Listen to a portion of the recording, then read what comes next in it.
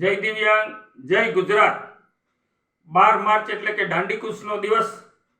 આ દિવસે આપણે આવનારી 12/3/2026 સમય સવારના 9 કલાકે સત્યાગ્રહ સાવણી ગાંધીનગર ખાતે એક દિવ્યાંગ સભાનું આયોજન કરવામાં આવેલ છે।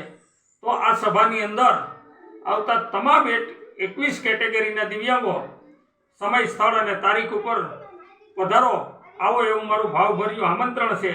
જે સભાની અંદર છેલ્લા આપણે 9 વર્ષથી જે આપણી માંગ છે એ માંગની અંદર હજી આ ગત બજેટની અંદર કોઈ પણ વસ્તુ નથી આવી, તો ફરી હિંમત રાખી આપ સૌ નીકળ્યા છો અને આવો એવો હું આભાર વ્યક્ત કરું છું। નંબર 2 કે જે 40% સંત સુરદાસ યોજનાનો તમામ વિકલાંગોને એનો લાભ મળવો જોઈએ। માંગ નંબર 2 કે તમામ વિકલાંગોને આવાસ યોજનામાં લાભ મળવો જોઈએ। માંગ નંબર 3 કે તમામ વિકલાંગોને અંત્યોદયનું રેશન કાર્ડ મળવું જોઈએ।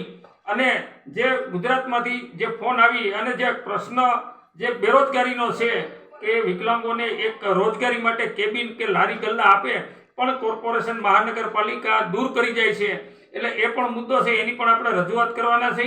અને મુદ્દા નંબર હજી જે આગળની વાત કરવામાં આવે તો કે જે એજ્યુકેટેડ વિકલાંગો છે કે જેને 40%એ જે પરીક્ષા પાસ કરવાની હોય અને 40% નથી આવતા, જે 35% આવે છે અને આપણી જગ્યાઓ ખાલી રહે છે, જે 40% ને 35% લાવવામાં આવે તો તમામ ગુજરાતમાં વિકલાંગોની જે સ્પેશિયલ ભરતી છે એમાં સમાવેશ થાય। આ પણ મુદ્દાની એક રજૂઆત છે।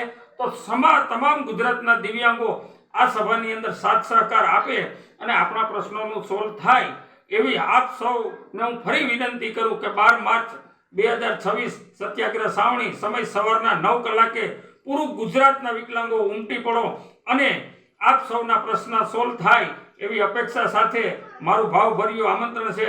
જય દિવ્યાંગ, જય ગુજરાત। મારું નામ દીપકભાઈ પંચાલ, હું દિવ્યાંગ અધિકાર મંચમાં સંગઠન મંત્રી તરીકે અને ગાંધીનગર જિલ્લા પ્રમુખ તરીકે ફરજ બજાવું છું। આજે અમે દિવ્યાંગોની સતત 8-9 વર્ષથી લડત કરવા છતાં પણ જો સરકારની પેટનું પાણી ન હલતું હોય અને જો આ બહેરીમુખી સરકાર જો દિવ્યાંગોને સાંભળતી ન હોય તો આજે દિવ્યાંગોને 40%થી લઈને 100% સુધીના તમામ દિવ્યાંગોને પેન્શન મળે એ યોજના માટે આજે આયોજન કર્યું છે। પેન્શન માત્ર 60%થી લઈને 100% સુધીના જ મળે છે, પણ 40% દિવ્યાંગો વંચિત રહી ગયા છે, તો સરકાર પણ એના ઉપર ધ્યાન દોરે એના માટે આજે જનસભાનું આયોજન કરવામાં આવ્યું છે। દાસભાઈ એટલે યાદ રાખો, દિવ્યાંગ રત્ન અભિવાદન સેવા એન્ડ એજ્યુકેશન ચેરિટેબલ ટ્રસ્ટના પ્રમુખ।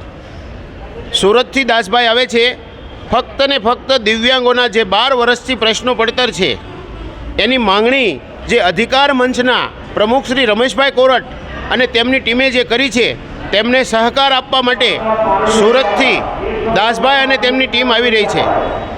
હાલ ગાંધીનગર મુકામે અમે પહોંચી ગયા છીએ। ટૂંક સમયમાં અમારા સત્યાગ્રહ સાવણીના કેમ્પસમાં અમે જઈ રહ્યા છીએ, પરંતુ એ પહેલાં હું રમેશભાઈ કોરાટને એટલો બધો સપોર્ટ આપવા માગું છું કે આ એકલા હાથે કામ નહીં થાય। જ્યાં સુધી દિવ્યાંગોનું જૂથબળ નહીં થાય ત્યાં સુધી આપણી માંગણી સંતોષાશે નહીં। માટે આજે ગુજરાતના ખૂણે ખૂણેથી દિવ્યાંગો આવ્યા છે અને એનું આપણને પરિણામ મળશે જ તે। ગુજરાતમાંથી અંદાજે અમારો 300થી 400 દિવ્યાંગો આવવાની શક્યતા છે। હજી સમય છે અમારી પાસે, અમારો કાર્યક્રમ શરૂ થવાને હજી વાર છે, એટલે દૂર દૂરથી બસોમાંથી હજી દિવ્યાંગો ઉતરી રહ્યા છે। અમારી પ્રથમ તો માંગણી એવી છે કે દિવ્યાંગોને 21 પ્રકારની કેટેગરી ધરાવતા દિવ્યાંગોને જે 60% કે તેથી પ્લસને સંત સુરદાસ યોજનાનો લાભ મળે છે એ લાભ દરેક દિવ્યાંગ રત્ન મિત્રને મળવો જોઈએ। એટલે કે જો 60% દિવ્યાંગતા ધરાવતા હોય તો એને સરકારી બધા જ લાભ મળે છે, તો સંત સુરદાસનો લાભ શા માટે નહીં? એટલે એ લાભ સંત સુરદાસનો યોજનાનો લાભ 40% કે તેથી પ્લસ દિવ્યાંગતા ધરાવતા 21 પ્રકારની કેટેગરી ધરાવતા દિવ્યાંગ મિત્રોને પેન્શનનો લાભ મળવો જોઈએ। આ બાબતે સતત અવારનવાર માંગણીઓ કરી છે। રમેશભાઈ કોરટની ટીમે 13 રાજ્યોના જીઆરઓ પણ રજૂ કર્યા છે। સતત માંગણીઓ કરવા છતાં આપણને પરિણામ મળ્યું નથી, એટલે રમેશભાઈએ નક્કી કર્યું છે કે આ વખતે આપણે ગમે એમ કરી અને આપણી માંગણી સંતોષાવી પડે। હા, મેં તમને અગાઉ કીધું એમ કે ગુજરાતના છેલ્લા છેવાડાના ગામડાના દિવ્યાંગો પણ આવ્યા છે। કચ્છમાંથી પણ એમની ટીમ આવી છે અને સાથે સાથે જૂનાગઢ, રાજકોટ, જામનગર, અમદાવાદ, વલસાડ તમામ જિલ્લાઓના દિવ્યાંગ રત્ન મિત્રો આજે આવ્યા છે। તો એ એક જૂથબળ છે, પોતાનો હક અને હિસ્સો અધિકાર માંગવા જ આવ્યા છે।